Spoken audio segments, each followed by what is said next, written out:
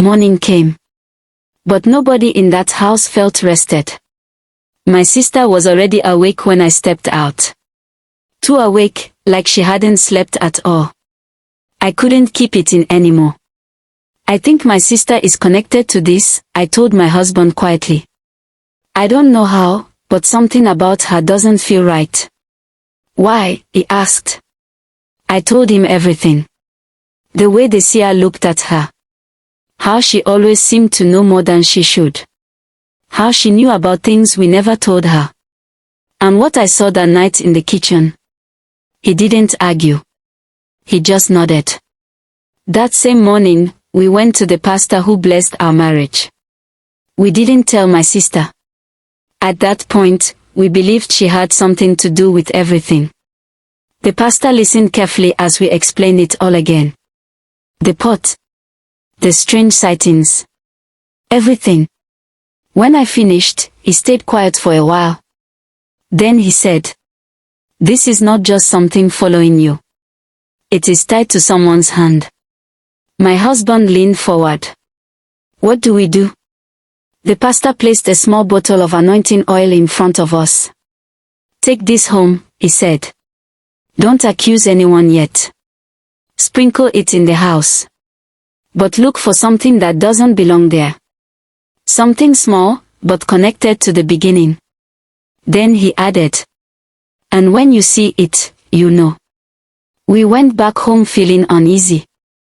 We sprinkled the oil all around the house. Everything looked normal at first. Too normal. My sister was still asleep when we got back. But later that day, we heard a scream. From her room. We rushed in. She was sitting up on the bed, holding her arms. Her face was swollen. Red boils covered her skin. Small marks, like burns. "What happened?" I asked. "I don't know," she said, confused. "I just woke up like this." My husband stared at her. "From what?" he asked. She shook her head. "I didn't touch anything." But nothing about it felt normal anymore. We left the room more confused than before. And without saying it out loud, we both started believing the same thing. It had to be her. That evening, I couldn't rest. The pastor's words kept repeating in my head. "Don't accuse yet." So I started searching the house. Not based on fear this time, but for proof. In my husband's drawer, I found an old wedding folder. Inside, a gift registry list. Names. Assignments. Who handled what? My hand stopped on one line. Gift coordination, one name. It wasn't mine. It wasn't my husband's. It wasn't my sister's. It was someone I barely paid attention to during the wedding. My husband stepped closer and looked over my shoulder. His face changed immediately. "Wait," he said quietly. And in that moment, everything shifted.